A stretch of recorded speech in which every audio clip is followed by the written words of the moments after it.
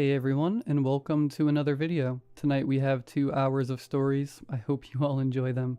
If you do, please be sure to drop a like rating. The last 2 videos both surpassed 500 likes. It'd be really cool if we could do it a third time in a row. But again, only drop a like if you feel that the video is genuinely worth it. Subscribing if you are new is also very much appreciated, as I post content just like this all of the time. Sit back, do whatever it is that you do to relax, and as always, I hope you all have a great night.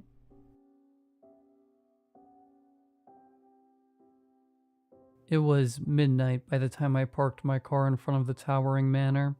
I checked my hair one more time in the mirror, then grabbed my briefcase, slid out, and started toward the front door. It was freezing cold, but I did my best to ignore my shivering. The path to the door was uneven, made of gravel and rocks that made walking in heels a nightmare. I was wishing I had just worn sandals, but at home the high heels had seemed like the hotter choice. A clap of thunder sounded, and the night sky lit up. Now I could see the gravestones that lined the path. They continued all around the house. Names and dates for at least 100 lives lined up around this house like flowers in a depressing garden. Another flash of lightning, and I could make out the mausoleum about 50 feet away from me. It was made of white marble that was crumbling from years of neglect. Its doors was cracked open, leading into a dark void, and God knows what hidden inside. The house itself had seen better days too. It was built of wood and might have been painted green at one point, though it was hard to tell in the darkness. There were some stone gargoyles on either side of the stairs leading to the front door. They watched the road ahead with empty, emotionless eyes. Creepy. I knocked on the door, just as more thunder and lightning exploded across the sky and rain started to fall. I shivered again and wondered if I should grab my sweater from the car.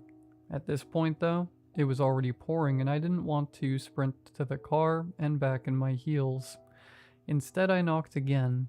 The homeowner was taking his sweet time coming to the front door. I had texted him earlier to let him know I was on my way. He hadn't responded, but that made sense for his kind of character. I just hoped I hadn't misjudged, and that he was really here. Another minute passed. Just as I was raising my fist to knock one more time, the door swung open. There was Dennis, tall, pale, dressed in black. This was my first time seeing him in person, but he looked just how I pictured. "You really came," he said. His eyes flicked to the briefcase under my arm, then back to my eyes. "I did," was my reply. He waved me in and began walking further into the house. I followed, ready to escape the storm and find some warmth. It was darker inside than out. I followed his silhouette into some kind of living room area where he gestured toward a chair. I sat down and he swept over to the other side of the room. A few seconds later, the entire house lit up brightly. He had started a fire. I could now see the room in its entirety. It was huge, with red carpet and ornate leather furniture. There were paintings of Dennis's ancestors covering the walls, and guarding another passage deeper into the house, there was even a stone sculpture of some kind of mythological creature.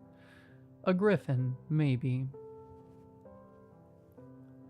Dennis seated himself across from me on a dark purple leather couch. I crossed my legs, set the briefcase on a table in front of me, and took a deep breath. "Surely you understand how curious I am right now," he said.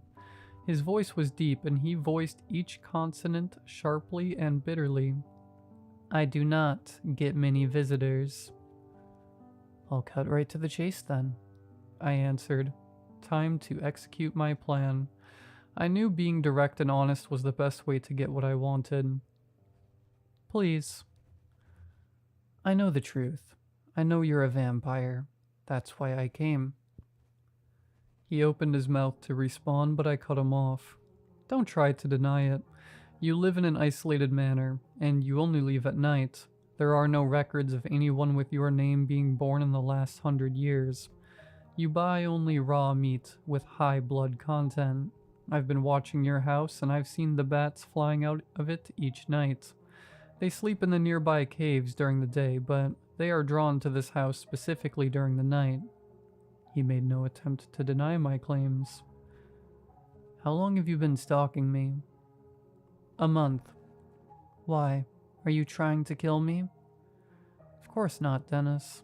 I want to make a proposal. Spit it out then. I have with me a briefcase full of cash. It totals to about $20,000. I've been saving for a while. I will pay you to bite me and make me a vampire. Silence. Dennis stood and rubbed his eyes with his ghostly white hands. Well? He groaned. You have no idea how stupid this idea is. Why? Explain and see if I can't respond.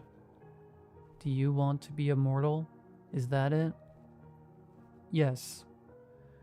Well, let's start with the obvious. If I bite you, then sure, you will live forever and never age. But you will be pale, like this, like your blood has been drained. You will lose your beauty and your energy in a few years, and become like an old woman trapped in the skin of someone much younger.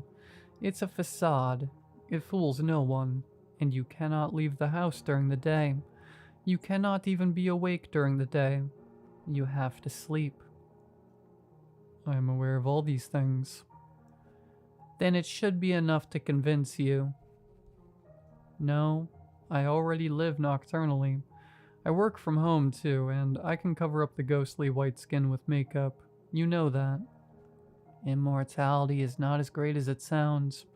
Everyone you know and love will die, but you will persist. Forever.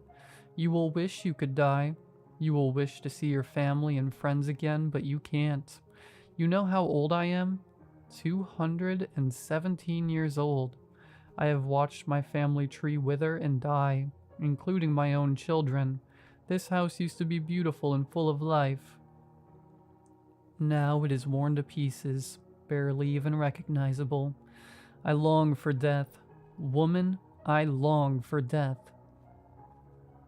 I understand all of this, but I have no family or friends to lose. I am willing to bear the burdens that immortality comes with. Why? I stood up and began pacing around the room. The fire illuminated the dust-covered drapes and wooden furniture. Once beautiful, now dilapidated. This was an immense decision, but I had weighed the options for years now. This was the best way, sacrificing my existence for the good of the world. I know you don't know much about me, I began, stopping in front of him. I just called you out of the blue and asked if I could come over. But the truth is, the work I do is very important, and I would like to continue it indefinitely. I took a step closer to Dennis, close enough to touch him. He was at least a foot taller than me. Go on. I'm a medical researcher.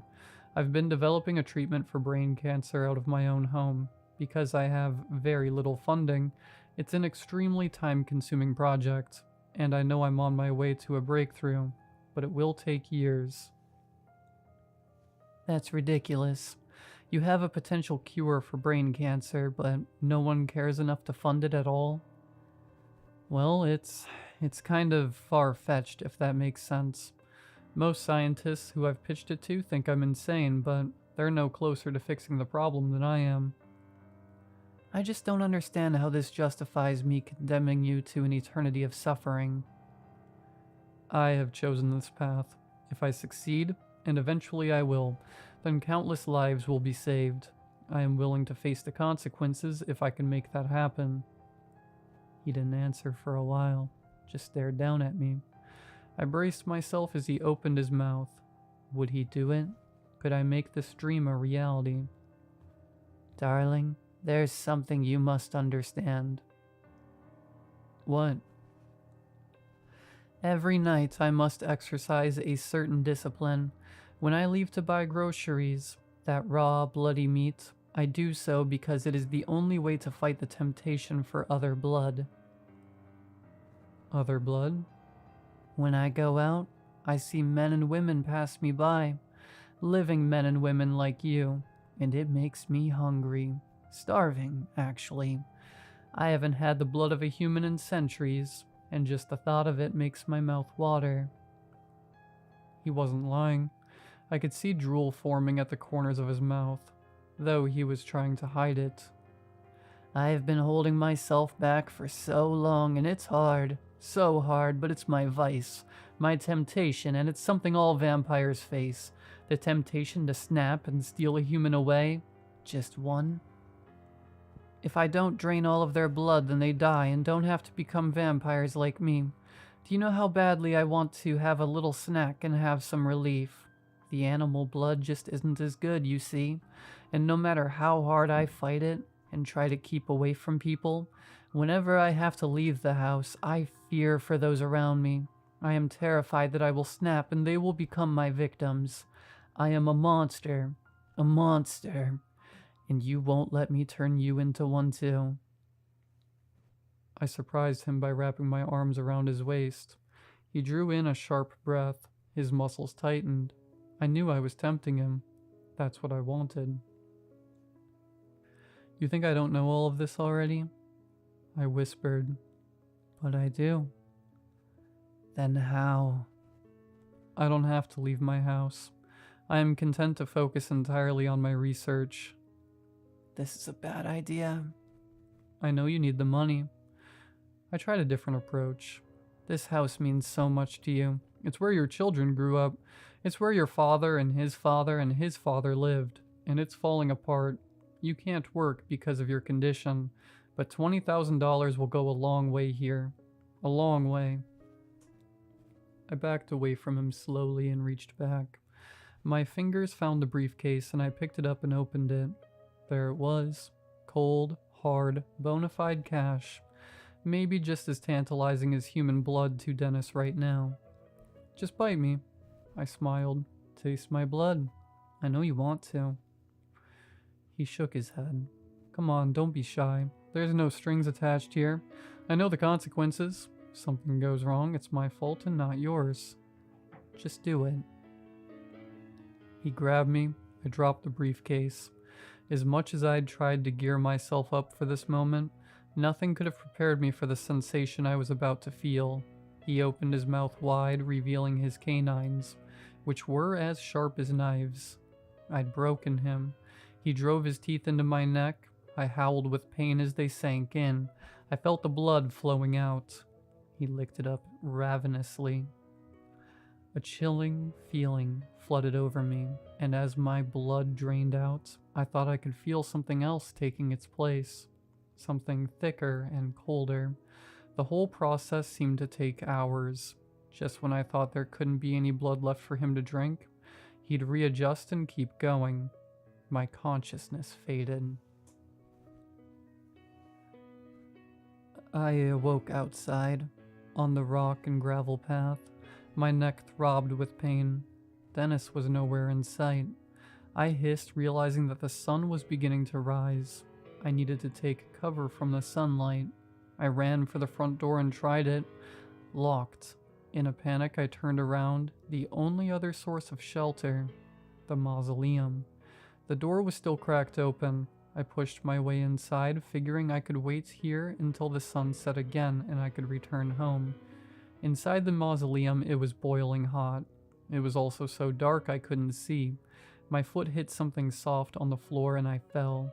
I fumbled around for my phone and found it, turning it on and shining it around. What I saw made me freeze, made my jaw drop in terror.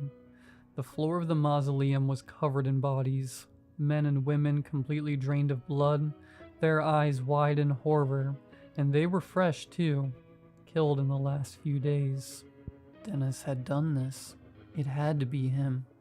I wanted to leave, but I couldn't. Now I had to wait.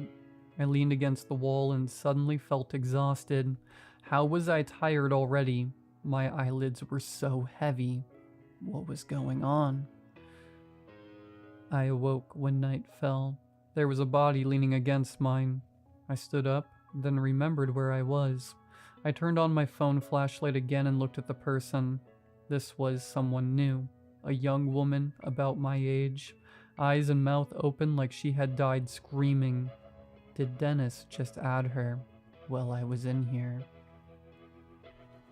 I pushed open the mausoleum door. It was dark outside again. Standing in the path was Dennis. He turned to look at me. "So that's where you went," he said. "I noticed your car was still here." "You liar," I screamed. I stormed down the path and shoved past him. "How could you say you've been fighting the temptation? No, you haven't. You're a slave to it." "What are you talking about?" "You know what I'm talking about. The mass grave in the mausoleum." "Mass grave? What the hell?"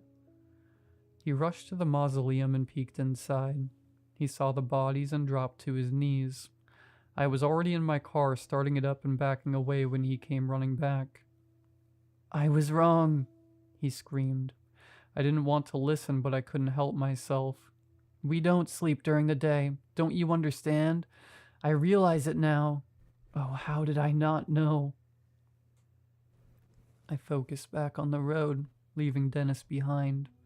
He was a killer, a liar. He had fallen to his temptations, but I would not. I made it home and locked all the doors.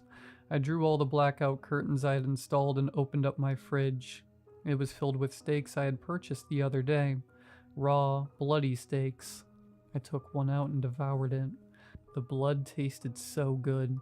I was licking my fingers by the end of it. Delicious. I did a little work on the cancer treatment. I was having a hard time focusing because I kept looking in the mirror and seeing the change that had come over me. My skin had already turned white and my teeth had grown and sharpened. Before too long, the sun was rising again. I climbed into bed and prepared to pass my second day as a vampire. Finally, I had the chance to do some real good in the world. I was out in minutes, excited for the next day and for what the coming years and decades would bring. I could not have expected what I'd wake up to. There was blood dripping from the ceiling. Someone's hair was caught in my fingernails. A single shoe that did not belong to me was on my bedroom floor. I flung myself out of bed and raced around the house looking for answers. Had someone broken in? Had Dennis found me somehow? Eventually I found the answer in my closet. I opened the door and a person fell out. His eyes and mouth were open, like the young woman from yesterday. His neck was bleeding, his clothes were torn. He was dead, drained of blood. I looked down and saw that my shirt was covered in blood. His blood. This wasn't Dennis's work. It was mine. All mine. I backed away from the body, thinking about what Dennis had said as I drove away. We don't sleep during the day. No, we don't sleep, I realized. I wiped tears from my eyes and bit back a sob, staring at the corpse on the floor. I was just trying to help. Vampires don't sleep during the day. We lose control.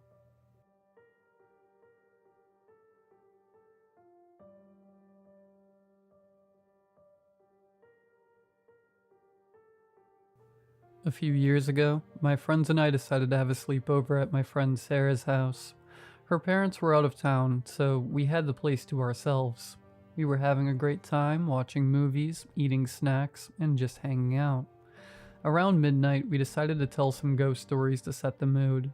We turned off all the lights and huddled together in the living room, using a flashlight for dramatic effect. As we took turns sharing stories, we started hearing strange noises coming from upstairs. It sounded like footsteps, but we all knew we were the only ones in the house.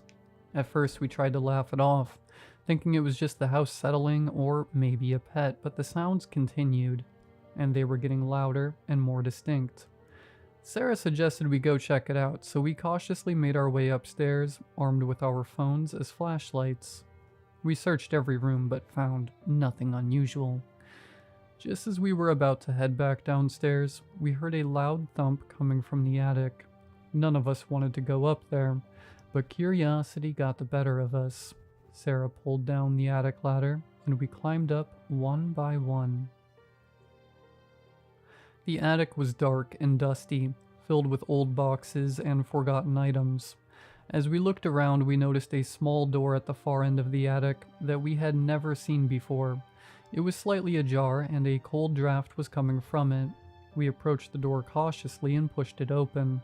Inside was a small, hidden room with an old, dusty mattress on the floor and some worn-out toys scattered around.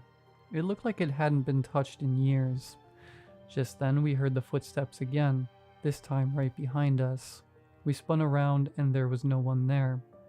Terrified, we bolted out of the attic and back downstairs, locking the door behind us. We spent the rest of the night huddled together in the living room, too scared to sleep. Every creak and groan of the house made us jump, and we kept the lights on until morning. The next morning, we told Sarah's parents about the hidden room when they got home. They were just as shocked as we were, and had no idea it even existed. They called a contractor to come and inspect the attic. When he arrived, he confirmed that the room was indeed very old, and had likely been sealed off for decades. The contractor also found something even more unsettling: a series of old, dusty footprints leading from the hidden room to the attic entrance. They were too small to belong to any of us, and looked like they had been made by a child. This discovery sent chills down our spines. Sarah's parents decided to have the entire attic cleaned out and the hidden room sealed off permanently. They also installed new locks on all the doors and windows, just to be safe.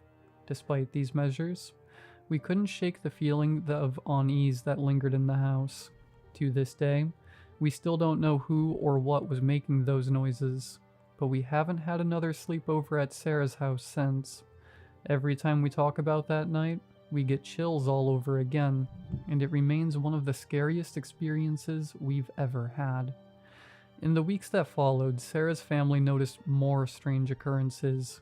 Lights would flicker on and off without explanation, and objects would mysteriously move from one place to another. One evening, Sarah's mom found an old photograph tucked inside one of the attic boxes. It was a black and white picture of a young girl holding a doll, standing in front of what looked like the same hidden room we had discovered. The girl in the photo had an eerie resemblance to Sarah. Sarah's parents decided to dig deeper into the history of the house. They visited the local library and found old property records and newspaper clippings. To their astonishment, they discovered that the house had once belonged to a family who had tragically lost their young daughter in a fire. The hidden room had been her playroom, and it was sealed off after her death. This revelation made a whole new layer of creepiness to the situation. Sarah's parents invited a paranormal investigator to the house to see if they could get any answers. The investigator conducted a series of tests and used specialized equipment to detect any unusual activity. He concluded that there was indeed a presence in the house, but it seemed to be harmless, possibly the spirit of the young girl who once lived there. While this provided some comfort, Sarah and her family still couldn't shake the feeling of unease. They decided to hold a small ceremony to honor the girl's memory and hopefully bring her some peace.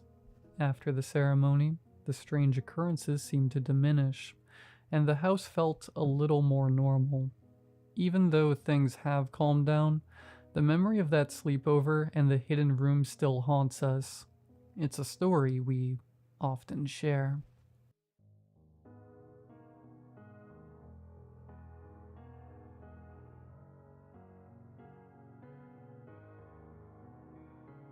That's what we called it, the Idiot Mile. We used to think it sounded cool, but the adults talked about it and hyped it up so much that we just got a bit sick of the idea and started calling it that. I grew up in a small village secluded in the middle of nowhere, somewhere down in Mississippi, I think. Or was it Alabama? I'm not sure. It was definitely somewhere deep in the south, and despite the very small population, we were a diverse bunch. Kids of all ethnicities. I don't remember ever going to another settlement in my youth, and I don't remember the name of the village I grew up in. In fact, I can't remember a lot of things about it. But I remember the walk. It's hard to explain to someone what the walk really is. To most people, it might sound insane. maybe even cruel, but to us, it was just a part of growing up. It's a rite of passage. The walk marks the day you stop being a boy and start being a man. It was like a line in the sand. Every boy who's old enough has to do it. It's expected. When you turn 13, you go on your walk. You get your time, you get your route, and you walk. It's not something we talked about, really. Growing up, my friends and I had heard about it many, many times from our parents and some of the older boys in the village. How great it would be for us. How we'd come back as young men. We'd always scoffed at it. Maybe this isn't something many people will relate to, but when we were younger, we didn't care much for the idea of growing up. Being a kid was enough. As we got closer to the point in time when it'd be our turn, though, our dismissal turned into real anticipation. I guess we just unanimously decided that now we were ready to be men. Anyway, the point I'm making is that when you're younger, you didn't ask that many questions. You didn't even think about it much. You just knew that when your time came, you'd do it too. It's a tradition, like everything else in the village. And traditions? Well, traditions just are. When my turn arrived, it had been decided by the adults that for the first time, all the 13-year-old boys in the village would go together. A group, a shared experience. Maybe it was supposed to be as a sort of bonding exercise. Maybe they thought it'd make the walk easier, but I don't think it worked out that way. In fact, I think it made it worse. The group was 5 in total. Like I said, it was a small village, and we were all good friends. We were the only boys in the village of the same general age bracket, so it made sense. Myself, Sam, Jonah, Robbie, and Christopher. We set off the day after Jonah's birthday, since he was the last one in the group to turn 13, and contrary to how we'd mocked the adults' constant reminders about the walk when we were younger, we were really excited. We were ready to grow up, to be men, to reach our potential, and be what we were destined to be. Despite my excitement, I was still nervous, but I didn't show it. That'd be a bad start to becoming a man. My dad had warned me, but not in a way that scared me or anything. Just with a quiet seriousness. "It's only a walk, son," he said when I asked him how it went for him. "It'll feel weird, maybe, but that's just the way things go." We stood there together at dusk, at the corner of the only shop, where the edge of the village meets the country roads. The sun hung low in the sky, and there was a slight chill in the air that I didn't like. The whole place seemed oddly quiet, like everyone was holding their breath. The older boys, the ones who had already gone, were watching from the porches, their faces unreadable. Christopher's dad was the one who ushered us along our way. "Time to get going, boys. Make the most of it. You're about to be young men," he said with passion in his voice. "You have the start of the route. That's all you'll need. You'll come back when you're ready." He stepped aside, and we exchanged a last few words with our families before we got going. "You all set?" my dad asked with an encouraging smile. I nodded. I was sure I was. I looked down the road that stretched out ahead of us. Just the same old country road we'd seen 100 times before. There was nothing special about it, nothing scary. Just a road with long patches of grass on either side. A few houses dotted the way out of the village, spaced far apart like everything else in the place. I couldn't really see what could possibly go wrong on a road like this. My dad gave me a small, hard pat on the shoulder before turning back to other adults. "You'll be fine," he said, and that was it. And so we set off. At first I felt nothing. The road was as it always was. The houses, the fields stretching out beside me, everything was familiar. It was just a walk, just like Dad had said. Sam and I were cracking jokes. Christopher was already trying to push Jonah around, and Robbie was just walking alongside us, zoning out as he tended to do. It was like any other time we hung out. About an hour later, the sun had all but set. It was a cloudless night, though, and we could still see where we were going reasonably well. It was around this time that our usual joking and dicking about stopped. Instead, for the first time, we began to feel real excitement. We were going to be men after this was done. We cheered, laughed, slapped each other on the backs. I can't remember ever feeling such thrill or camaraderie. The road we walked was simple, not a single noteworthy thing about it. We passed a few houses, some right by the road and some we could see off in the horizon. A couple of barns scattered here and there, and fields that seemed to stretch on forever. But eventually something about the road itself started to seem off. It was me that noticed it first, at a point where the road went straight ahead for a long distance. No bends or turns in sight. The road seemed to be continuously shrinking inward as it went on. The edges of it were perpendicular, closing inward, and yet as we continued forward, it never seemed to get any smaller like it should have. When I pointed this out, Sam agreed that it didn't make any sense, but the others seemed to think we were crazy and didn't see it at all. I couldn't understand. You have to believe me when I say that by this point, it was more than obvious that the metrics of the road made no sense at all. I even crouched down to inspect both sides, confirming my suspicion, but the other three boys just shrugged it off and told us to stop being weird. The thing is, Sam had a look on his face by this point, saying that maybe he wasn't so sure himself. Sam was my closest friend in the group and tended to take my side whenever a debate broke out, and I guess in hindsight, I find myself wondering if he'd just been doing the same thing then, while inwardly thinking I was crazy too. I don't know if I prefer that to the other possibility, that the road had become some sort of fugitive to the laws of geometry. I decided to just move on from it and try my best to ignore the bizarre detail, however much it nagged at the back of my mind. Things shifted back to normal between us fairly quickly, as we went back to all our excited predictions for what it'd be like to finally be growing up.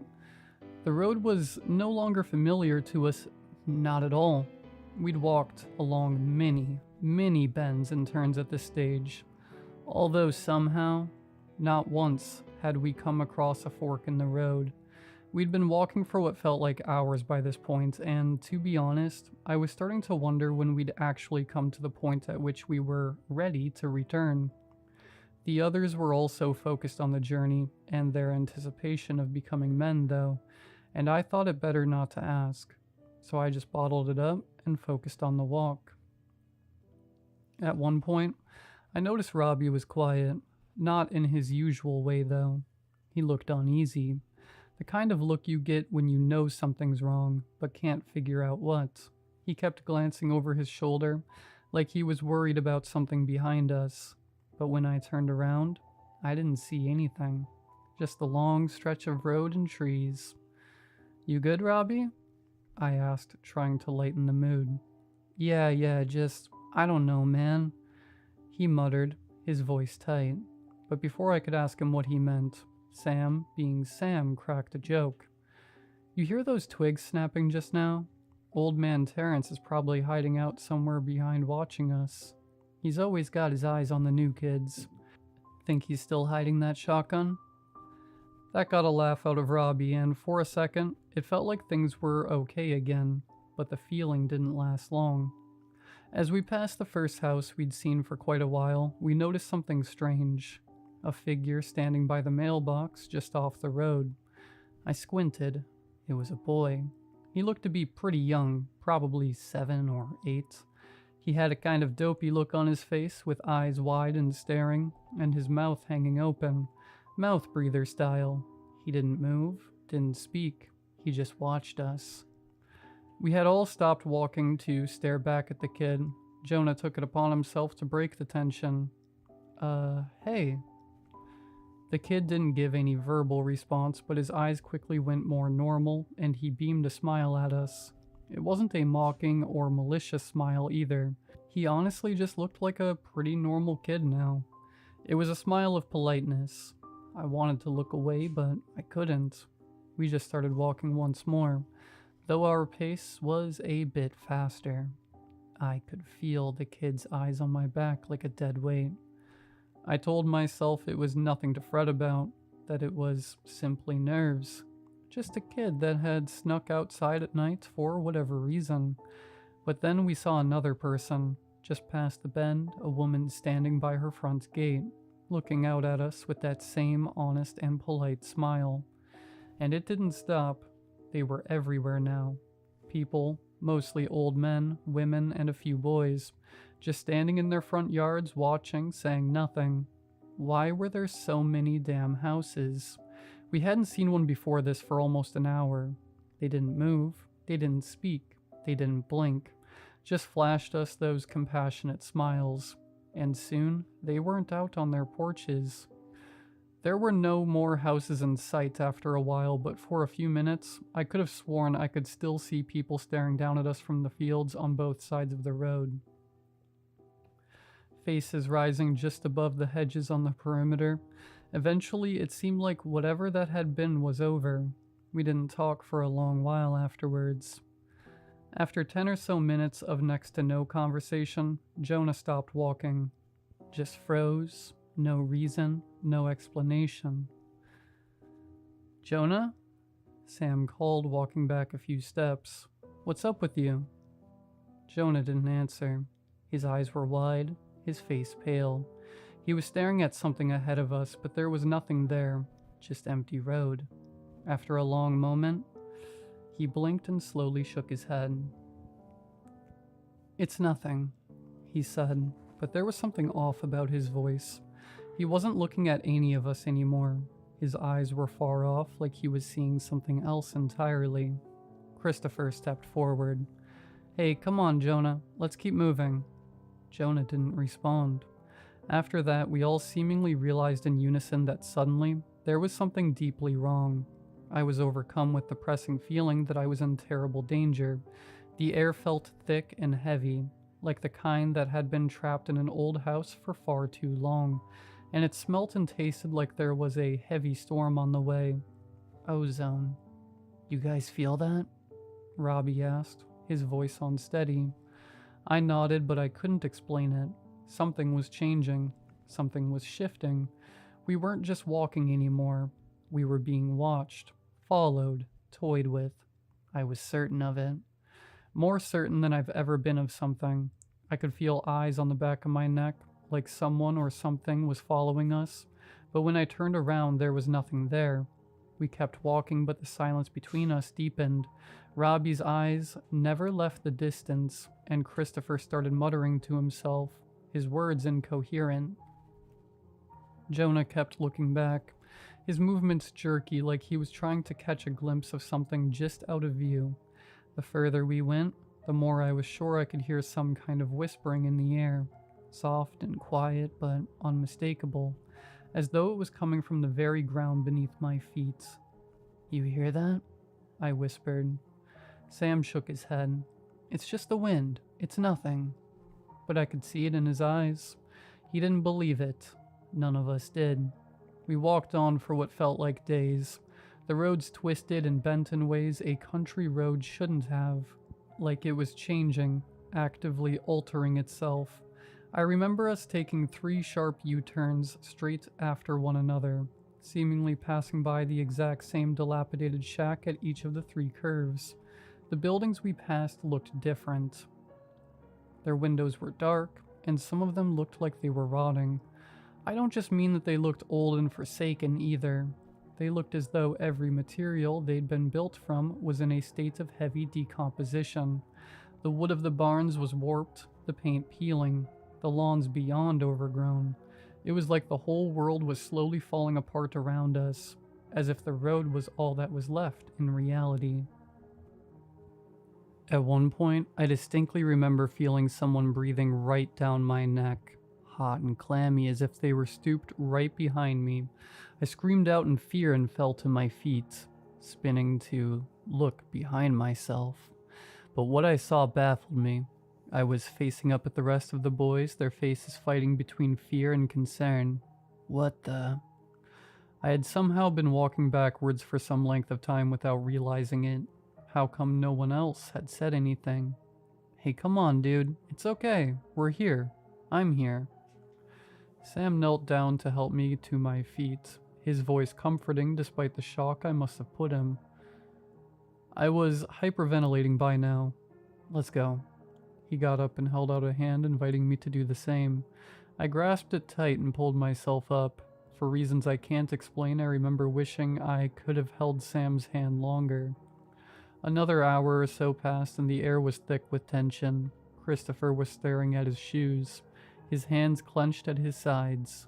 Jonah was breathing in short bursts, and Robbie had started to trail even further behind, his eyes hollow. I felt it too, even if I wasn't fully aware of it. The madness creeping in, the pressure building behind my eyes. Then the first real fight started. I hadn't been paying attention to whatever preceded it, but Jonah snapped at Christopher, his voice full of rage. Stop acting like you're fine. You're not fine. None of us are fine. Something's wrong. Christopher's face reddened. I'm not the one acting weird. You're the one who's... But Jonah cut him off. I'm fine. I'm fine. You're the one. He broke off, his eyes wild. Then, as though in a trance, he turned and started walking faster ahead of all of us. Jonah, Robbie called, but Jonah didn't stop. His hands were shaking now, and his breath was coming in short, ragged bursts, intertwined with sudden bouts of screaming that came and went. We watched him go, but none of us moved. There was something wrong with him, something seriously unnatural about the way he was walking. His body jerked with every step, like he was trying to pull himself free from some invisible force. Jonah, stop! Sam shouted, but it was like the words didn't reach him. He was moving further and further away, vanishing into the horizon. We stood there for a while, no idea what to do. Eventually, we just wordlessly came to the agreement that we had to keep walking. There was nothing else to be done. As we went, the air went from thick and oppressive to suddenly crisp. The kind of crisp that made your breath visible. It was so instantaneous that we exchanged a few looks between each other before pressing on. There was no real value in questioning, or even talking about things at this point. Just as I had started to get used to the now frigid temperature, the wind picked up. Not much at first, but after a short while it howled and made it difficult to press on, as it was pressing forcefully against us. I was quite scrawny in my youth, so I had an especially rough time. Soon after, the road grew to be surrounded on both sides by a dense forest. The long branches seemed to reach down to grab us, twisting and coiling around themselves. There was something wrong about them, too. In spite of how long some of their branches and twigs grew outward, they didn't sway in the increasingly heavy wind, not even slightly. I could have sworn there was some lifelike quality to them, like they were welcoming us forward. To what exactly, I didn't know. Then the wind stopped and the air felt thick and muggy again. It happened as suddenly as the first change. We exchanged another look of bewildered terror and continued. The farther we went, the more the silence pressed on me. The world felt too quiet, too still. Our footsteps were the only sound I could hear, and each one seemed louder than the last. I was about to say something, anything, just to break the long, enduring silence, when I saw something out of the corner of my eye at the edge of the tree line. It was the boy from earlier. The first person we'd seen standing outside a house earlier, but now his face wasn't displaying that friendly, neighborly smile. It was twisted in a look of pure, unadulterated hate. My breath caught up in my throat. It should have been funny. A harmless little kid putting on such a strong look of anger and hatred. But it wasn't. It wasn't funny at all. Again, I stumbled back and cried out in fear, shouting jumbled nonsense and pointing at the spots in the forest for the others to see the cause of my terror. My voice hitched, and I desperately scooted backwards to be closer to the group, eyes all but screwed shut.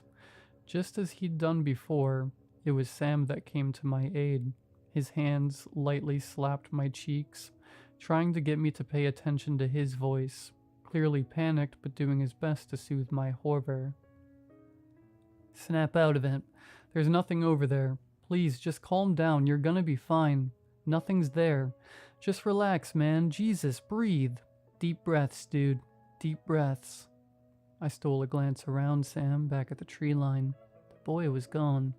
I focused my attention back to Sam as he grabbed me under the armpits and hauled me upwards.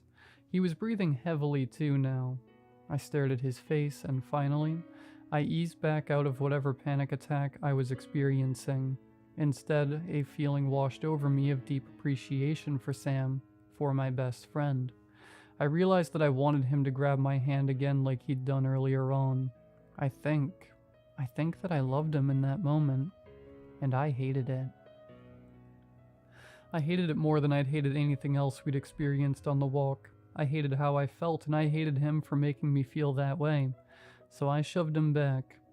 A startled sound came from my mouth, but I hit him.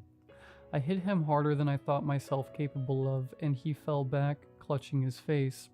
Gasping with pain and surprise, I threw him onto the ground and started swinging more punches at him. He tried to block me, tried to say something, maybe to reason with me, but I didn't care. I rested my forearm on his neck, pinning him down, and grabbed a rock lying on the road next to us. I don't know why, but neither Robbie nor Christopher said anything, or made any attempt to break me away. They just watched. With a savage cry, the rock swung through the air, propelled by all the rage boiling inside me, slamming into Sam's face with a sickening crack. Blood exploded from his nose and mouth, his whole body jerking from the blow. He gasped, struggled to breathe. But I raised the rock once more, swinging it downward with all the madness within my body. The impact shattered his cheekbone, the rock sinking into the soft flesh with a horrifying squelch. Sam tried to scream, but it came out as a gurgling rasp, blood spilling from his lips as his hand reached meekly towards me, but I was relentless. I hit him again and again, crashing the rock into his skull with a sickening rhythm, rendering his face into a grotesque, pulpy mess. He went almost entirely limp, fingers twitching before falling still. His face was practically unrecognizable, a twisted, bloody mask of torn flesh and exposed bone. He laid there, gasping for air that would not come, choking on blood he could not spit. And then he died. I knelt over him, chest heaving, the rock falling from my hand, slick with blood. My breathing was ragged as though I'd just run a marathon. I hated him still, and I was satisfied with what I'd done. I finally looked up. Robbie and Christopher were still doing nothing more than taking in the sight of what just occurred. After a few seconds, they just turned around and continued down the road. All I did was catch up with them, my anger cooling away, forgetting about the act I'd just committed. And you know what? I realize now that I've never given any thought to what I did. I shut it away in some box in my head, forgot about it. Honestly, I think I forgot entirely about Sam or the friendship I once had with him. It all only came back to me now as I've been writing this. It's like he never even existed or something. The three of us remaining walked in silence for about a minute before one after the other, Robbie and Christopher began to fall behind. They glanced over their shoulders, eyes wide, shoulders tense, and then shuffled away into the woods alone. I tried to call out to them, but they ignored me, vanishing like shadows, swallowed by the darkness that seemed to creep in from every corner. Soon I was walking alone. At first I thought it was my imagination, but the quiet was suffocating. The longer I walked, the more wrong everything felt. The trees seemed to lean in closer, and I felt eyes on my back, watching me from the deep shadows between the trunks. The road twisted and turned, looping in impossible directions, as if the forest around it was shifting, playing with me. I tried to retrace my steps, but it was like the trees were watching me, moving to block my way. I tried to ignore my fear. I focused on the road, on getting to the end, but as I walked farther, it got harder. I wanted to turn back, but I knew I couldn't. Not now. It was part of the walk. You don't turn back.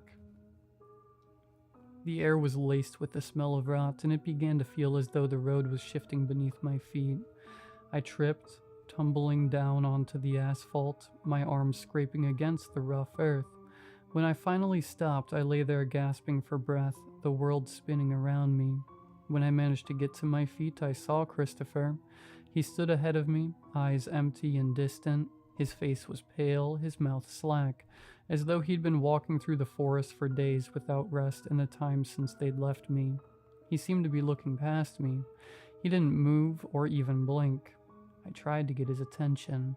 Chris, come on, please, talk to me.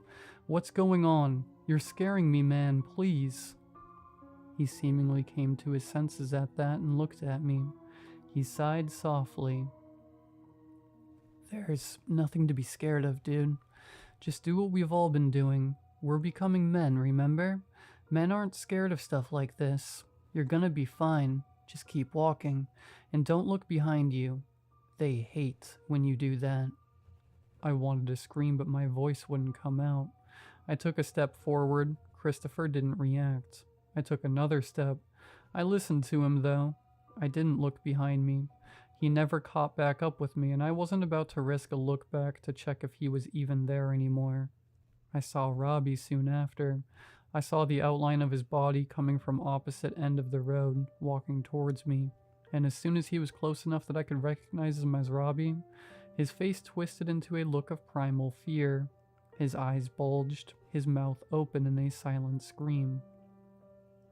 He was standing in the middle of the road, but when I reached for him, he screeched, "Don't hurt me. Oh God, please don't hurt me. Please. I don't want to die. I want to stay young. Please don't hurt me anymore." I was lost for words, and before I came up with the ones I needed to try and calm him down, he bolted past me, going in the direction I'd came from. He screamed all the way. As a matter of fact, I don't know how far away he went, but I didn't stop hearing his intermittent screams for at least the next 10 minutes. They sounded full of pain. I stumbled forward, heart pounding. Sweat trickled down my forehead. My legs were shaking, but I couldn't stop walking. I realized that Sam was walking beside me. I didn't really react to that, just continued to walk alongside him. His face was the same disfigured canvas of ruined skin and bone. I could barely make out where the individual parts of a human skull resided on his. His face was the anatomical equivalent of a Jackson Pollock painting. He paused for a few minutes and turned to hold his hand out to me. I didn't take it. "I think I'm ready now. Bye, dude." "Bye," I responded. Then he turned forward again and walked away down a fork in the road, the first we'd ever encountered on the walk. I blinked and the fork was gone, Sam gone with it. The air felt thicker than ever before, so thick it was almost suffocating me. I steeled myself and continued down the road's remaining path. As I rounded the curve, I stared down at the road at the figure waiting for me. It was me, a perfect double. Like looking in a mirror, no expression, no movement, just stillness. My heart started hammering in my chest. I stopped in my tracks, unsure what to do. "You're almost there," he said, his voice flat, emotionless, but unmistakably mine. The words sent a chill down my spine, but before I could react, he spoke again, his voice a little louder, a little more urgent. "You're almost there. Almost you." I couldn't move. I couldn't speak. It was like something had taken hold of me, frozen me in place. I wanted to run, I wanted to scream, but something told me that wasn't allowed. "Not now." He smiled politely. "You're almost me, almost you," he repeated. "Just a little farther, and you'll know." The road ahead of me began to blur. My thoughts spun, tangled like I was in some kind of dream. I sprinted forward, desperate to finish the walk. The people were still watching me, I realized. Or had they been all along? They were all around now. The figures from the houses, from the mailboxes, standing just off the sides of the road, smiling kindly. They were waiting, and I realized then with a sickening clarity that I wasn't walking towards the end of the road. I was walking towards something else. Something I couldn't see, but I could feel. something that had been waiting for me my whole life. I don't remember anything past that point, only that I didn't get back to the village. Someone out for a drive found me days later, wandering in circles, muttering to myself, my eyes wide and unseeing. I was taken to the police, then after that, a foster home. Of course, no one believed me. What good could they have really done for me? I couldn't produce a name for my village, or for my parents, or practically anything about the place. I'd somehow forgotten it all, and I knew there was no point even trying to explain the walk to them, so I just kept it to myself. Many times I've reflected on the words said to me before we embarked on our journey that day. You'll come back when you're ready. I sure as hell feel ready. I have for a long time, but how am I supposed to go back to a place I could barely even remember the existence of? I spent months after I got my license driving through the southeastern states, scouring maps for anything worthwhile, and I've never been able to find any village like what I can remember. Not even a road that looks like the one we walked. I've kept my story to myself for over a decade now, and I guess that's why I wrote all this here. Everyone will think I'm loony, of course, but at this point, I just needed to get it off my chest and tell someone about it. I'm done giving myself headaches and other mental pain over the idiot mile. After all, I'm a man now.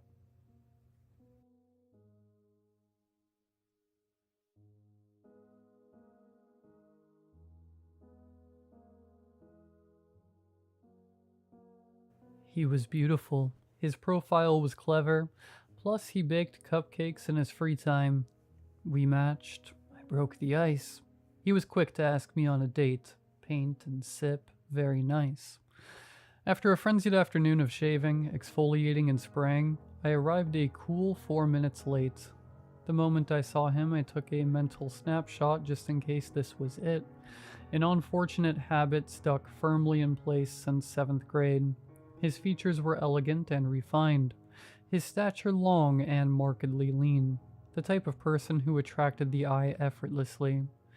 He was lively and curious, and his nose wrinkled when he laughed. My favorite.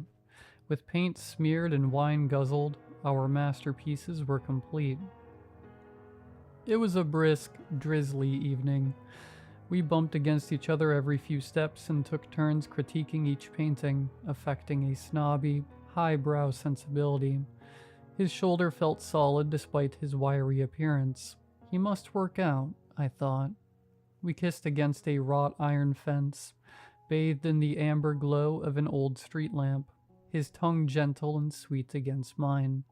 He pulled away for a moment, cupping my face affectionately. You taste so good. He leaned back in, pressing more passionately than before. His tongue ventured deeper and deeper into my mouth, probing, exploring. Before I knew it, it stroked my uvula. My stomach heaved, and a surge of bile rose in my throat. I instinctively tried to push him away out of the splash zone, but he was dense and did not budge. My nausea was quickly replaced with sheer embarrassment. He apologized endlessly and admitted that he had not done this in a very long time. The abashed flush only made his face more handsome. I mentally placed our paintings side by side above the tasteful couch we were certain to share in a year, maybe 2.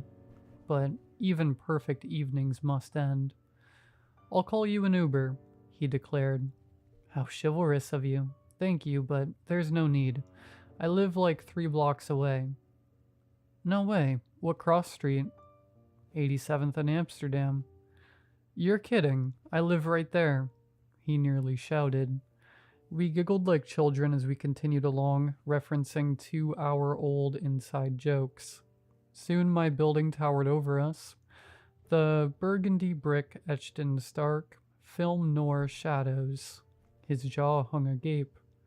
No, this is a prank. Where are the cameras? This is my building.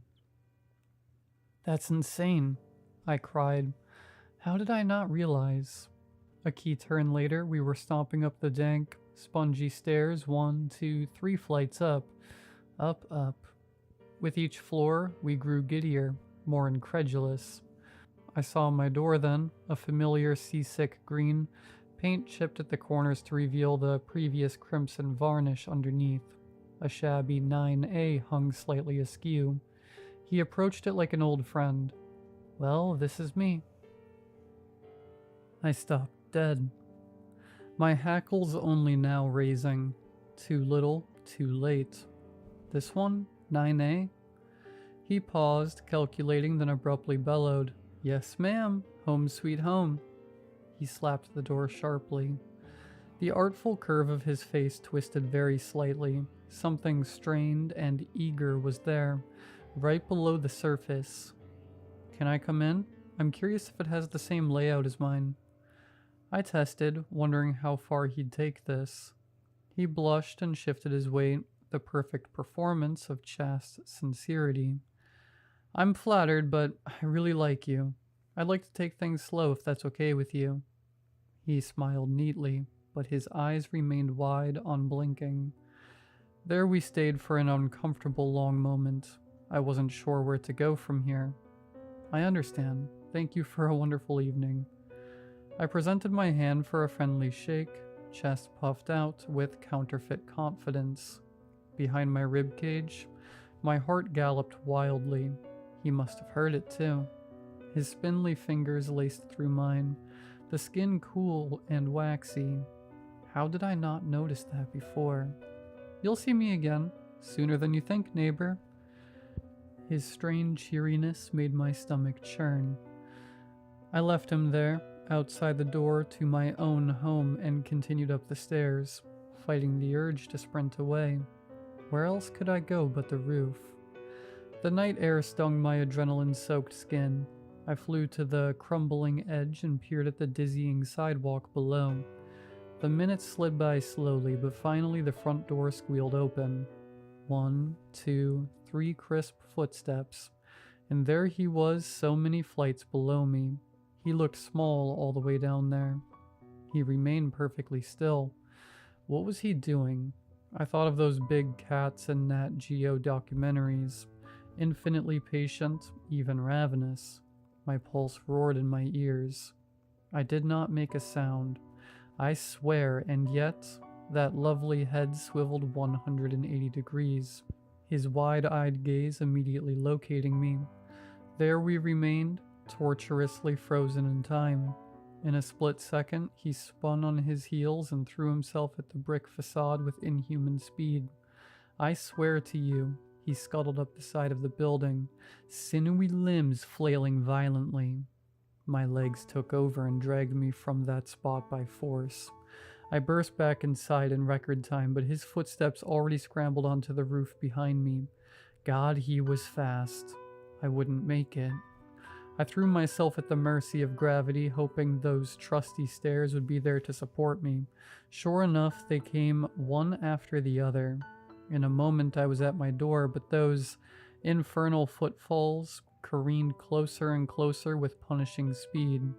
My numb fingers fumbled with the keys. Why did I have so many keys?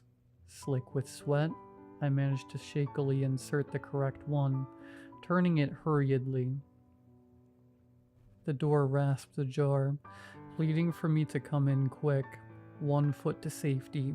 I swiveled on my axis. Mere inches behind me, he rocketed toward me. Joints hinged far past their breaking point, torso flung back in a grotesque arc so deep that his exquisite skull dragged behind him, slamming mercilessly against each step with an appalling thud, thud, thud. At the threshold, he, or more accurately it, lurched forward like an awful marionette puppet.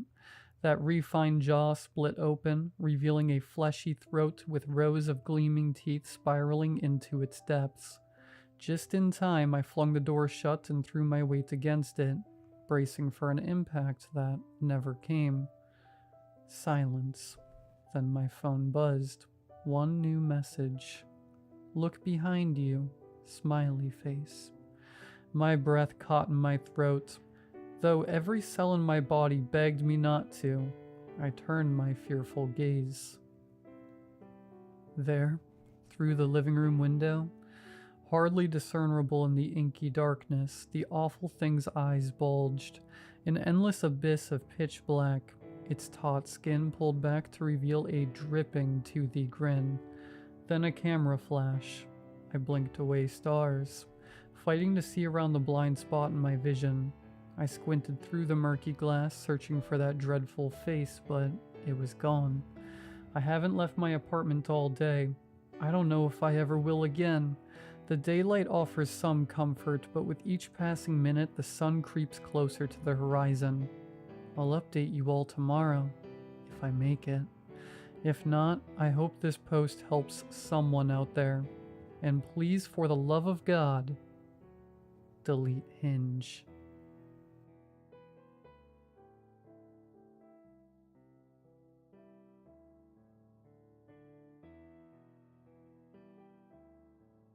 In the early 2000s, an entire town went missing for a year. There was no evacuation order, no natural disaster, no signs of struggle, just a quiet, abrupt disappearance. One day the town was there, the next it wasn't. Satellite imagery confirmed it. Roads that once led into the settlement faded into overgrown trails. Utility lines stretched into empty fields. Even the town's name was erased from state records, as if it had never existed at all. And then, just as suddenly, it came back. A surveyor spotted it first. He was mapping a new highway route when his GPS glitched, showing a location that shouldn't exist. When he followed the road, he found himself standing at the edge of a town that hadn't been there the day before. The streets were intact. The houses stood just as they had a year prior. Storefronts still displayed faded close signs in their windows, untouched by time or weather. But the town was empty. No people, no vehicles, no signs of life at all. The air smelled stale, as if it had been sealed away. Doors stood ajar, revealing homes frozen mid-moment. Meals half-eaten, water left running in sinks long dried out. The school still had lesson plans scrawled on the chalkboards. Dates circled from the week the town vanished. Clocks hung on the walls. Hands on moving, all frozen at the exact same time. 3:17 a.m. The investigation that followed raised more questions than answers. Security footage pulled from nearby camera hard drives showed the townspeople going about their normal routines. Until the final recording, a grainy gas station camera caught the last moments before the disappearance. At 3:16 a.m., streetlights flickered. The sky above the town turned a deep, unnatural black. And then, static. When the footage resumed, the town was gone. Authorities tried to make sense of the town's reappearance. Soil samples, radiation tests, air quality scans, all normal. The case was quietly buried, dismissed as a mass evacuation event with no official explanation. The town was left to rot, a curiosity for urban explorers and conspiracy theorists. That was how the reports told it anyway. A mystery wrapped in red tape, whispered about in late-night forums and buried under layers of speculation. I still remember reading about this town ever since I was little. The way the news reports buried it, the way forums dissected every grainy image, every hushed government statement. It wasn't just another ghost town. It was something else. Something wrong. And now, after a month-long journey, I've finally found it. The trees parted like a curtain, revealing the road ahead. Faded asphalt, cracked and broken, stretched into the town's outskirts. Buildings stood in the gloom, their silhouettes sharp against the overcast sky. The air was still. Too still. No wind, no birds, just a heavy, suffocating quietness. I took a step forward, gravel crunched beneath my boots. The silence pressed in closer. From where I stood, the town looked untouched by time. A gas station on the corner, its neon sign dark and lifeless. A diner with sun-faded menus still taped to the windows. A row of houses, their doors slightly ajar as if waiting for someone to step inside. I swallowed hard. The report said it came back exactly as it was. that no dust had settled, no decay had set in, but seeing it with my own eyes was something else entirely. It didn't feel abandoned. It felt paused. I checked my watch, 5:42 p.m. If the stories were true, I had until 3:17 a.m. before I had to start worrying.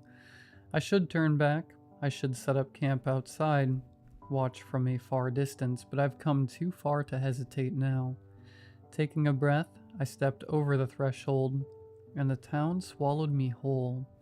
For the first few hours in the town, I explored every corner it had to offer.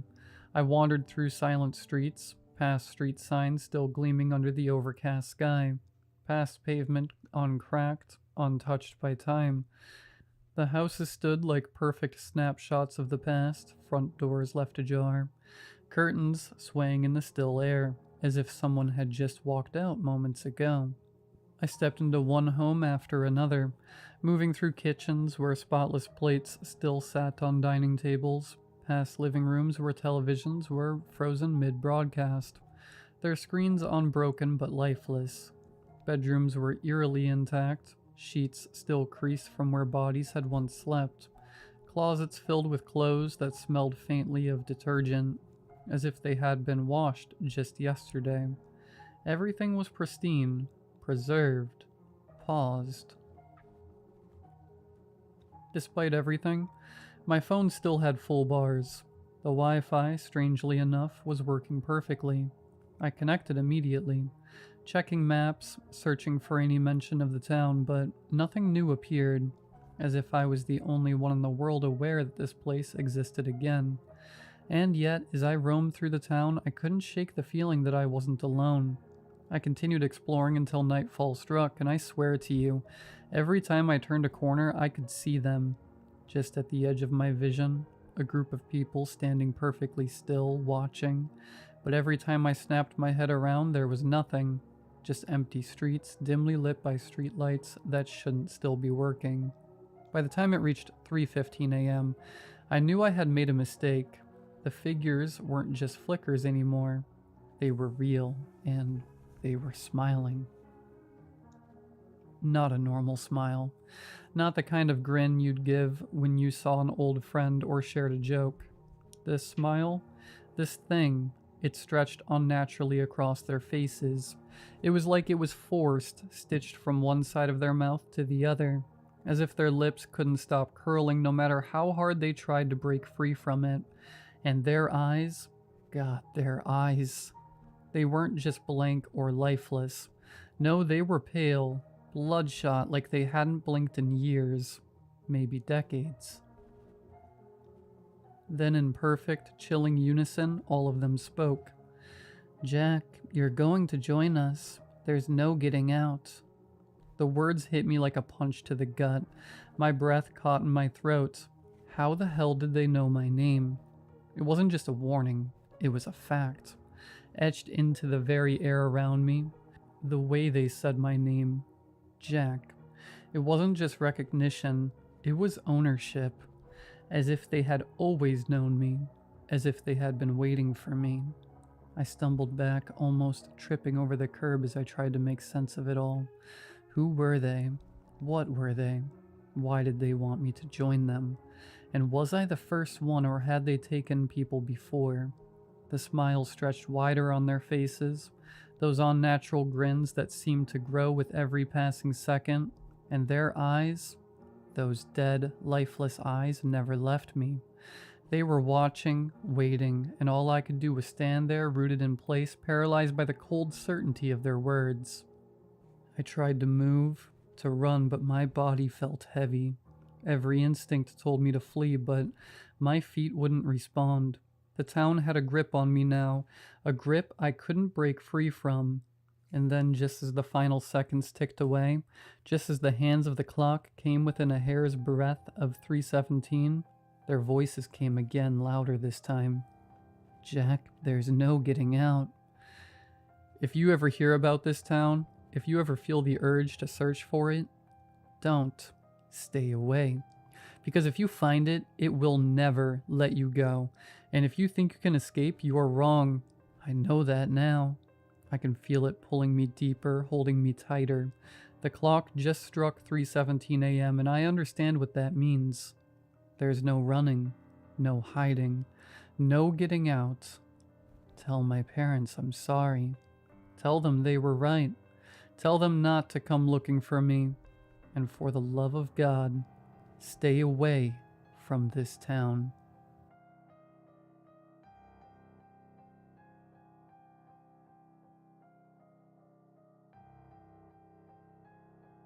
I don't know if it's too late to get a divorce now.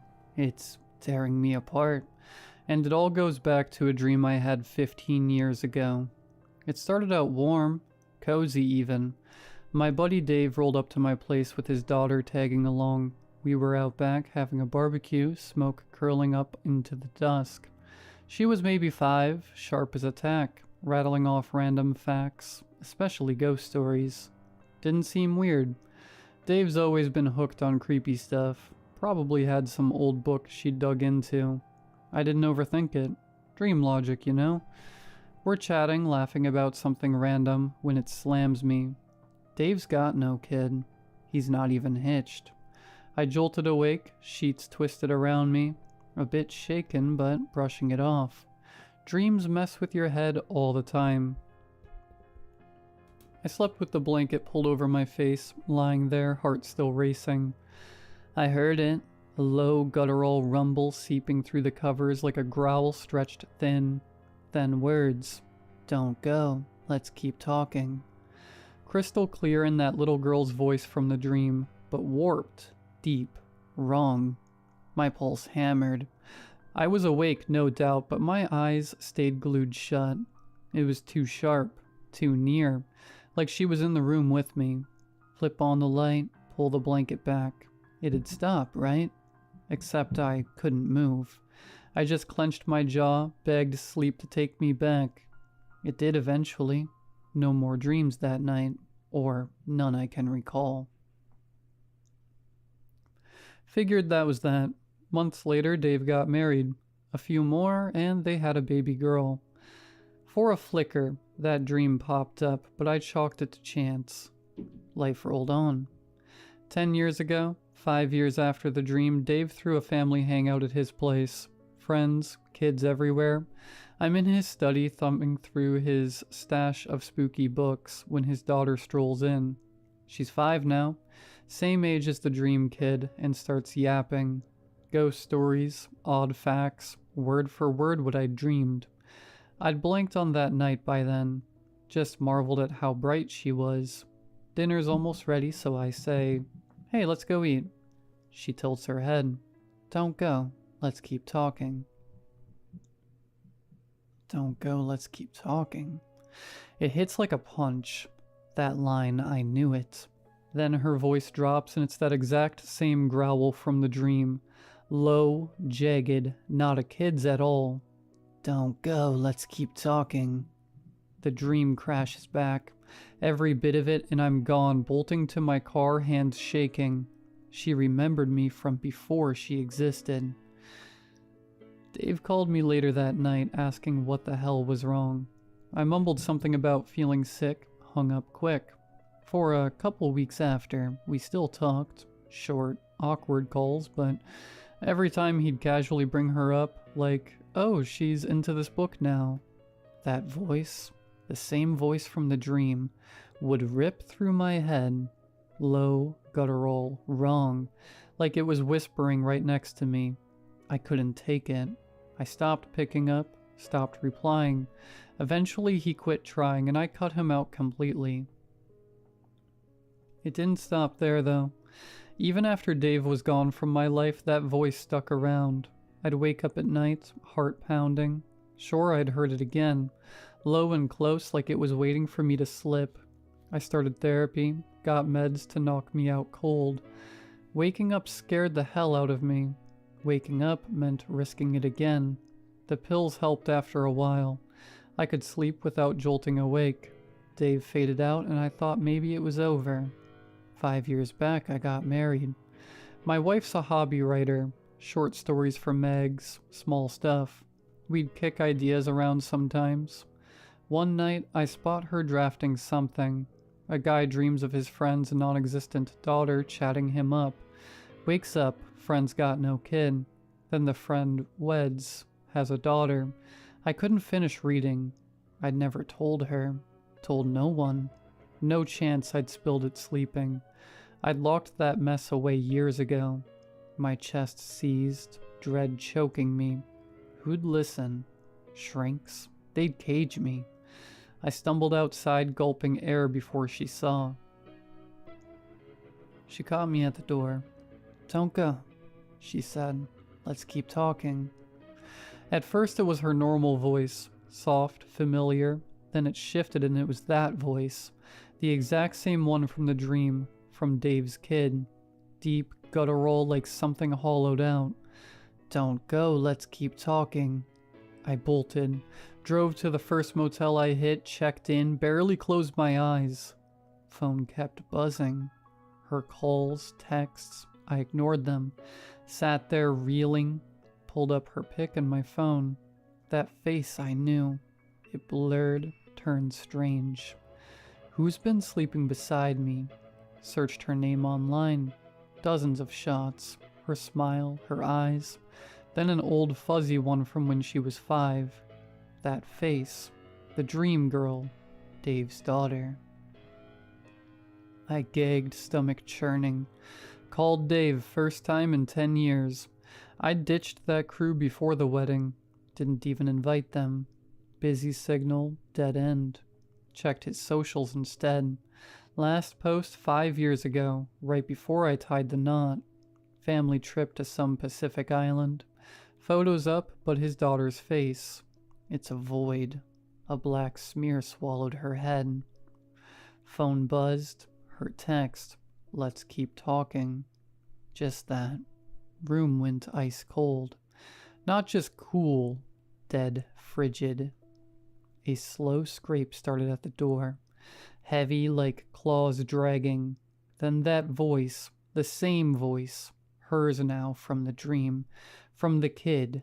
Low, oozing through the walls. "Don't go. Let's keep talking." Not from my phone. Right outside. I jammed the deadbolt, shoved the dresser against it, but the scraping kept coming. It's still coming. I don't know what she is or what's out there. I don't know how that voice knew me before she was born, or why it's coming out of my wife's mouth now.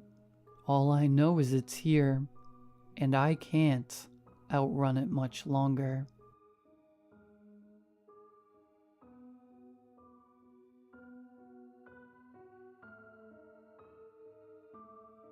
Initially, my memories of the crash were limited. A fractured, imperfect recollection missing crucial details. When I tried to remember those details, a series of jumbled images played in my mind, like I was reviewing a handful of blurry, out-of-focus Polaroids that someone had shuffled into a non-chronological order. Over time, that changed. My memories became clearer, but in the beginning, everything was a haze of motion and sound. This is what I remembered in the beginning. Divya and I are sitting next to each other. The other 2 passenger seats on the opposite side of the aisle are empty. The pilot turns around to us, and I only see him for a second, but there's something memorable about him. It's not the fear stitched to his face, nor is it the words he shouts to us. It's something else. Something important. My sister smiling. Big brown eyes alive with infectious excitement. Her lips are moving, trying to tell me something over the mechanical thrums of the aircraft's single engine. I peer out the window, watching the Alps pass under us. Verdant, green valleys, smatterings of pine trees dotting the landscape, forming unique and cryptic shapes like geological birthmarks. Not birthmarks, actually. More like scars. Which is an important distinction, and I don't know why. An ear-splitting noise. It's deafening and sudden, like an explosion, but there's no fire. Not at first, at least. The gnawing and grinding of metal, screams from me, Divya, the pilot, and from someone else. Maybe there was someone else on the plane. The aircraft tilts forward. We enter a death spiral. Violent movement rips the pilot from his chair and he's gone. There's something important about him. It's not the fear on his face, it's something else. Before I can tell what it is, we're meters from the ground. There's the roaring of atmosphere rushing through the holes in the cabin. Terror swells in my throat. I want to turn my head. I want to see my sister. But there's not enough time. Everything goes black. I'm plunged into the heart of a deep, silent shadow. It's not death, but it's similar. Briefly, I return. My consciousness bubbles from the depths of that shadow and my eyes flutter open. It's quiet now. No more screams, no more chewing of metal. Only the humming chorus of cicadas fills my ears.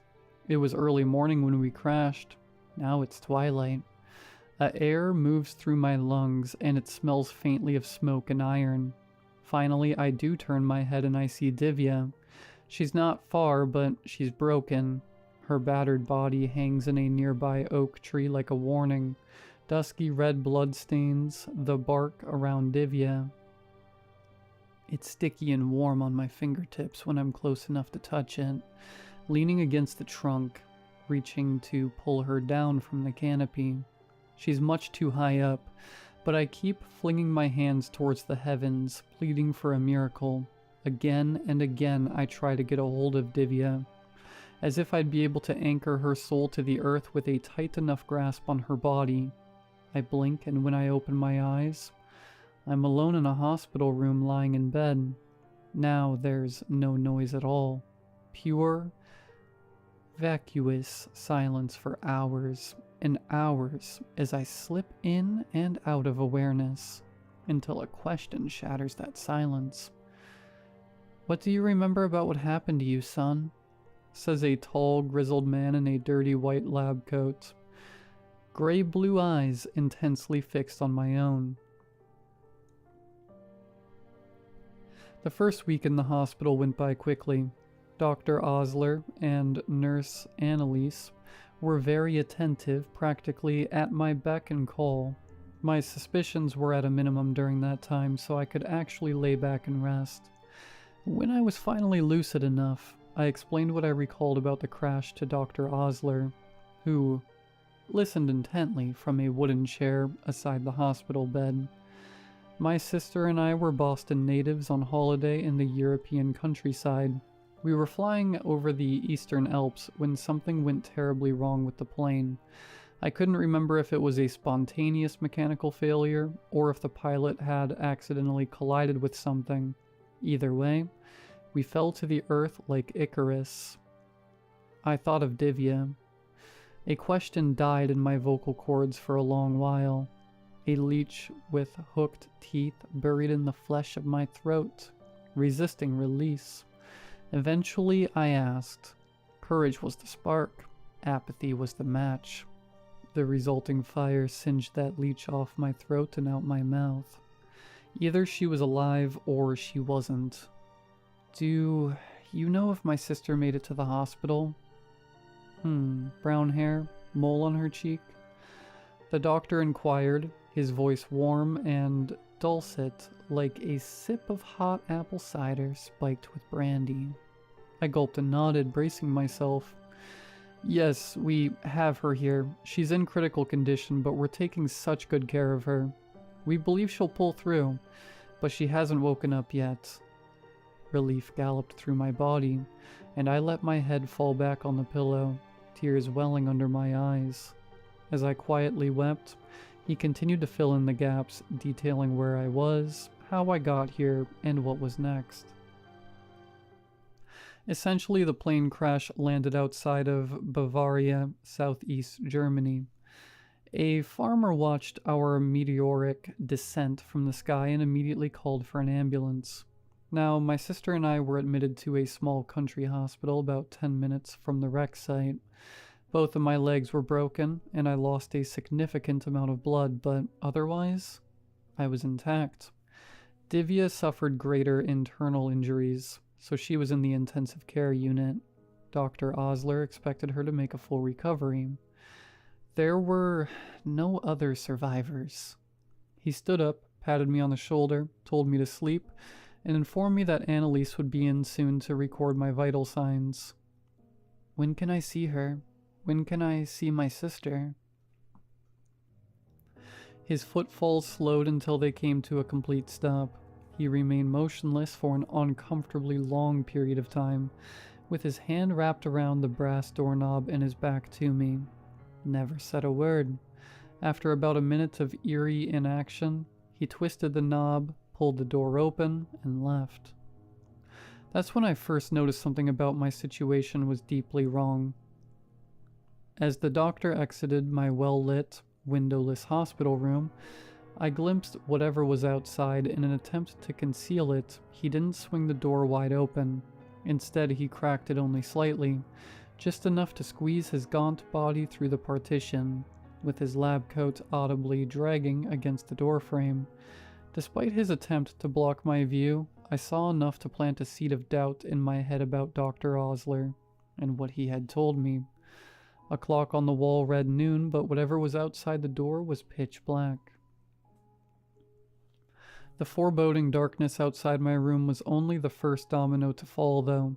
Once I fully registered the uncanniness of that detail, a handful of other equally bizarre details came to the forefront of my mind, and I did not have a satisfactory explanation for any of them.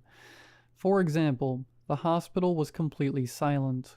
No PA system asking for the location of a particular surgeon or announcing that visitor hours were over. No ambient noise from a heavy hospital bed thundering down the hallway. Even my room was dead silent. Initially, I didn't notice. The quiet allowed me to fall into sleep without issue. That said, I was wearing an oxygen monitor. I had an IV in my arm. The machines above me appeared to be connected to both things, and yet they were silent too. Shouldn't they beep? Shouldn't they make some kind of sound? The only noises I ever heard were the voices of the hospital staff members, and only when they were in my room talking to me. Which brings me to Nurse Annalise. Initially, she was a tremendous source of comfort. Her very presence was sedating, humble, and grandmotherly. Silver hair bustling over her shoulders as moved through the room. A charming, wrinkled smile on her face as she listened to me recount my life history to kill some time. Constant reassuring words about how well the hospital was taking care of me. But like everything else, once I looked a little harder, Annalise went from likable and endearing to peculiar and terrifying. First off, it seemed like she never left the hospital. For a week straight, she was my only nurse, coming and going from my room at random times. Never anything that implied a shift schedule. One day she came into my room 3 times within an hour to take my temperature, and didn't appear again until the following day. Another time I woke up to her determining my blood pressure, the rubbery cuff tightly compressing my bicep, no stethoscope pressed to my arm, which I'm pretty sure is required for the measurement. She wasn't even watching the numbers rise and fall on the instrument's pressure meter. Instead, she was staring right at me, reciting the same phrase over and over again. "Aren't we taking such good care of you? Aren't we taking such good care of you? Aren't we taking such good care of you?" All the while, she was continuously inflating the cuff, pausing for a moment, releasing the air, and then repeating that process. I just pretended to be asleep at first, but after an hour of that, my patience ran thin. "Annalise, don't you ever go home? Or are you the only nurse in this whole hospital?" I shouted. The cuff's deflating hiss punctuated the tension, slowly fading to silence over a handful of seconds. Eventually she stood up, walked to the door, and exited, saying nothing at all.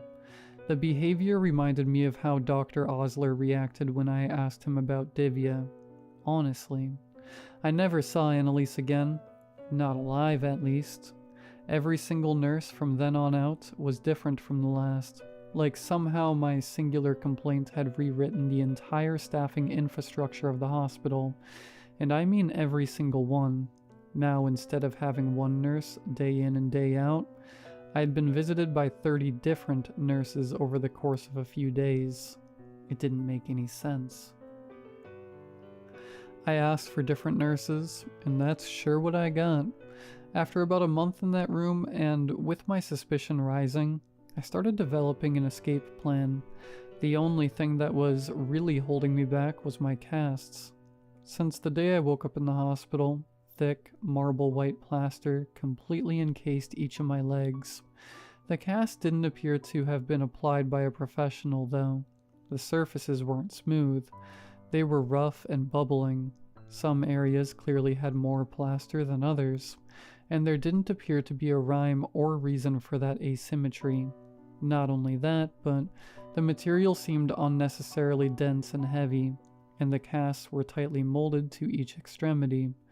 It was nearly impossible for me to move on my own, almost like they were created to function like chains, shackling me to the bed. Are my legs truly even broken? I considered, panic sweeping through me like a wildfire. "I want to see my sister," I demanded. The nurse, a short man with a thick brown-red beard, dropped the clipboard he had been scribbling on in response to my defiance. It clattered to the floor. With a vacant expression painted on his face, he walked over to the door, opened it, and left. As the door creaked closed, revealing a glimpse of the waiting shadows, I grimaced. The uncertainty of the oppressive darkness that lingered outside my room had, over time, begun to cause me physical discomfort. I needed to know what was actually out there, but God, I desperately didn't want to know either. In a way, it represented my predicament.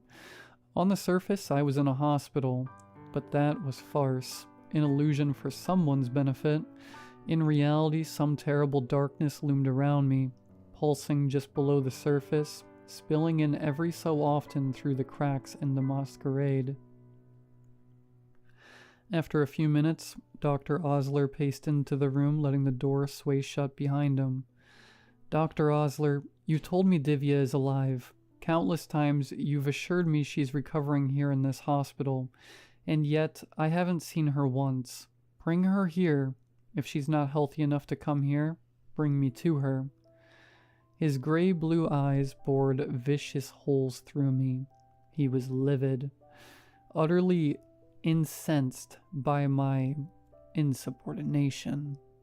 "She's not done yet," he muttered. I stared back at him, dumbfounded and brimming with rage. "What does that mean?" The doctor looked away from me with a contemplative glint behind his eyes, recalibrating his response.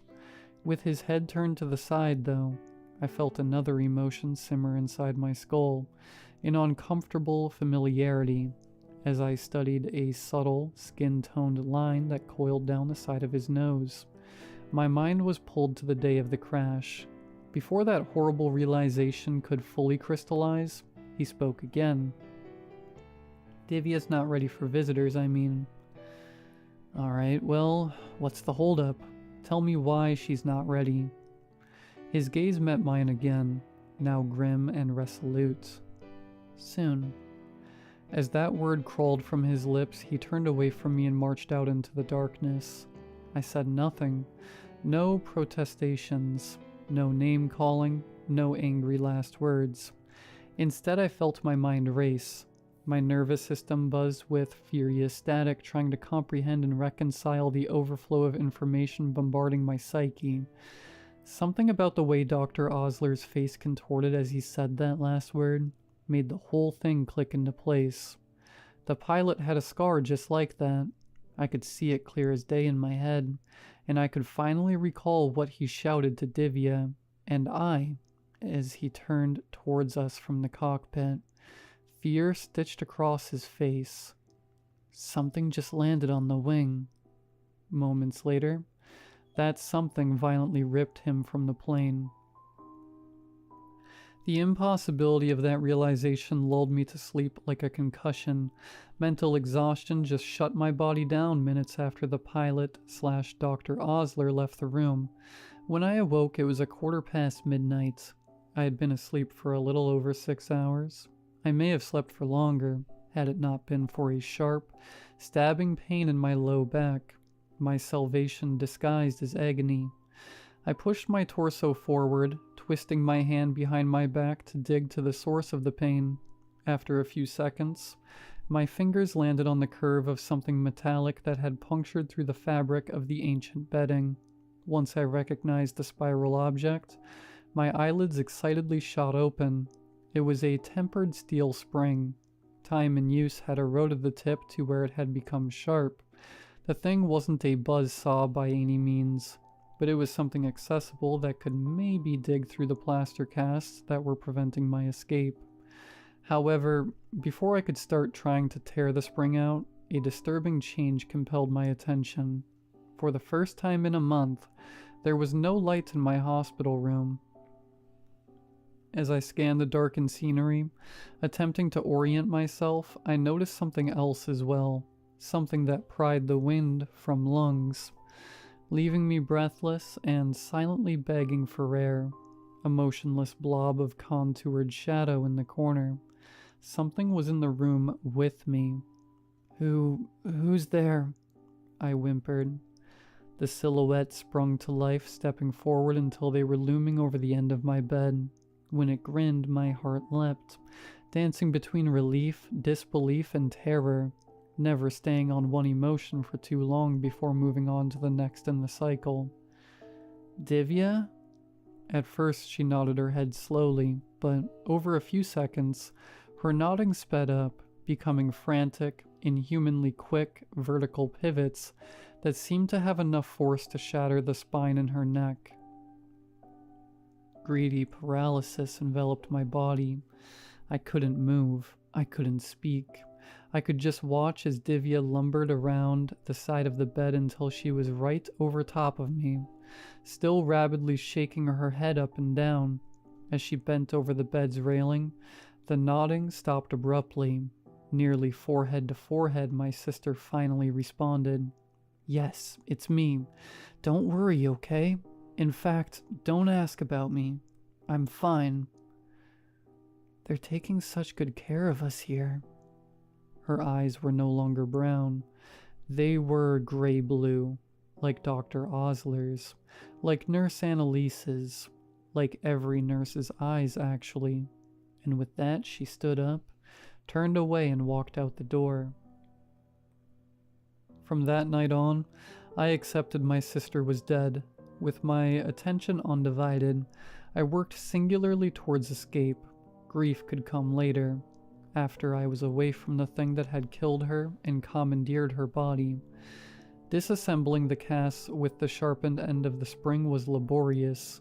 Every minute that thing wasn't in the room, I was scraping away at the plaster, making sure to focus my efforts on the underside of the mold, rather than the outside. That way, if it inspected the cast, it wouldn't be as obvious that I had been incrementally weakening the plaster. If it was in the room, camouflaged as a real human, I smiled, engaged in pleasant conversation, profusely displayed my gratitude, thanked it every chance I got. That's what it really wanted, I suppose. It wanted to feel appreciated. Giving it appreciation kept it docile. Eventually, I could tell that I had damaged the cast to the point where I could break myself loose with a few more forceful hits.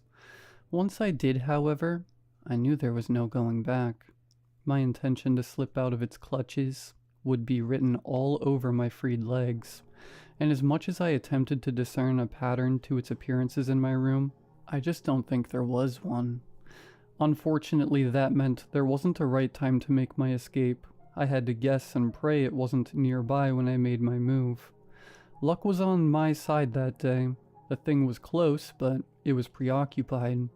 Despite shedding nearly 20 pounds of body weight in that hospital room, barely sustaining myself on the infrequent helpings of brackish meat soup, the thing brought me. My legs couldn't hold me upright. They had simply atrophied too much. Muscleless sleeves burdened with fragile bones and calcified tendons. Thankfully, my arms had retained enough strength to drag my emaciated body across the floor. With my back propped up against the wall aside the door, I halted my feeble movements and just listened. No footsteps running down the hall, no whispers of, "Aren't we taking such good care of you?" coming from right outside. All I could hear was the fevered thumping of my heart slamming into my ribs. I took a deep breath, reached my arm up to the knob, and slowly slid the door open. It wasn't hell on the other side of the door, like my restless mind had theorized on more than one occasion. Not in the literal sense, anyway. I really was in a hospital. It was just abandoned. Had been here for a while, apparently. A discarded German newspaper I discovered was dated to September of 1969. The dilapidated medical ward was dimly lit by the natural light that filtered in from various broken windows. Thick dust, shattered glass, and skittering insects littered the floor. I crawled around overturned crash carts and toppled transport beds like I was navigating the tunnels and trenches of Okinawa. At the very end of the hallway, I spied a patch of weeds illuminated by rays of bright white light. There it was, my escape. An open doorway, a portal to the world outside this place. Flickers of hope were quickly overshadowed by smoldering fear. As I got closer and closer to the exit, an unidentifiable smell was becoming more and more pungent. A mix of rotting fish, bleach, and tanning leather. The thing wasn't gone, it was still here, and when the aroma became truly unbearable, I knew I had reached the place it called home. I didn't see anything when I crawled by, but because the door had been ripped off its hinges and a massive hole in the ceiling was casting a spotlight over its profane workshop, I saw enough to understand, as much as I possibly could understand anyway. The chamber that the stench was originating from was vast and cavernous. Maybe it served as a lecture hall or a cafeteria at some point in time. Now, though, it had a different purpose. It was where the thing kept its costumes. The abomination had pretended to be every person I'd interacted with while in that hospital. Dr. Osler, Annalise, all the other nurses, and most recently, Divya. A horrific stage play where it gladly filled all the roles. That entire month, I thought I had talked to dozens of people. In reality, it had been this mimic every single time, camouflaged by a rotating series of gruesome disguises. Hundreds of eyeless bodies hung around that room like scarecrows, arms held outstretched by the horizontal wooden poles that were tied across their backs. Thick, pulsing gray-blue tethers suspended the bodies in the air at many different elevations from somewhere high above. Despite the ungodly odor, most of them seemed to be in relatively good condition, with limited visible signs of decay. The assortment of fleshy mannequins swayed lifelessly in the breeze that spilled in through the minivan-sized hole in the ceiling, glistening with some sort of varnish as they dipped in and out of beams of sunlight. Then I saw it. A gray-blue mass of muscular pulp roughly in the shape of a human being, cradling Annalise's eyeless corpse in its malformed arms at the center of the room. Thousands of flies' wings jutted from every inch of its flesh. Some were tiny, but others were revoltingly magnified. The largest I could see was about the size of a mailbox, even though the thing appeared motionless. The wings jerked and twitched constantly, blurring its frame within a cloud of chaotic movement. As far as I could tell, it had its back turned to me and hadn't detected my interloping. Watching in stunned silence, the thing raised one of its hands, and I noticed it was holding something small and wooden. Every few seconds, it brought it down and delicately caressed the nurse's head with the object, dragging weathered bristles over her scalp. It was brushing Annalise's hair. Then it spoke, and I felt uncontrollable terror swim through my veins, causing my entire body to tremor like one of the abomination's wings. It sounded like 20 or 30 separate voices cooing in unison. Men, women, and even children sang the words together, a choir of the damned. "Aren't we taking such good care of you? Aren't we taking such good care of you?" I couldn't restrain my panic. Right before a blood-curdling wail involuntarily surged from my lips, I was saved by the thrumming of helicopter blades in the distance. The thing stopped speaking and tilted its head to the noise. At an unnaturally breakneck speed, it shot into the air and through the hole in the roof, carried into the sky by a legion of convulsing flies' wings. Then I was alone, howling into the airborne graveyard, with the myriad of preserved corpses acting as the only audience to my agony.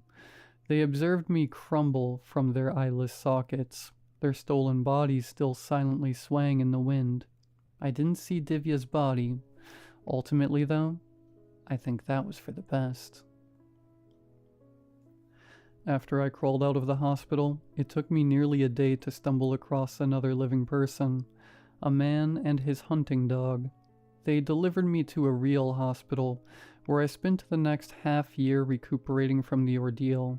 I told the police about the plane crash, the abandoned hospital, as well as the thing in its museum of hanging bodies. They didn't dismiss my claims, nor did they call me crazy, but it was clear they didn't plan on investigating it either. Whatever that thing was, the detectives knew about it, and they didn't intend on interfering with its proclivities. Maybe it was just safer that way. That all took place a decade ago. Since then, I've salvaged as much of myself as I could. It hasn't been easy, but in the end, I put my life back together, got married, had a few kids, symbolically buried Divya in a vacant grave with a tombstone. I listed her date of death as the day of the plane crash, and I hope that's actually true, but I don't know for sure, and I don't like to dwell on that fact. My biggest hurdle has been trusting people again, especially when I'm alone in a room with one other person. It feels decidedly unsafe. Checking their eye color helps, but sometimes it's not enough.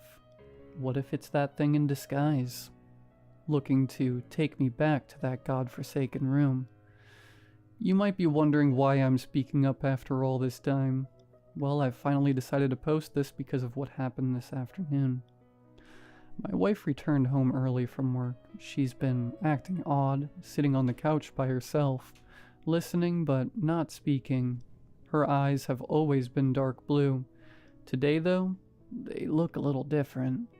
I'm locked in our bedroom, and I can hear her saying something downstairs, but I can't discern the words. Once I post this, I'm going to open the door and find out, and I hope to God it's not what I think it is. We're going to take such good care of you.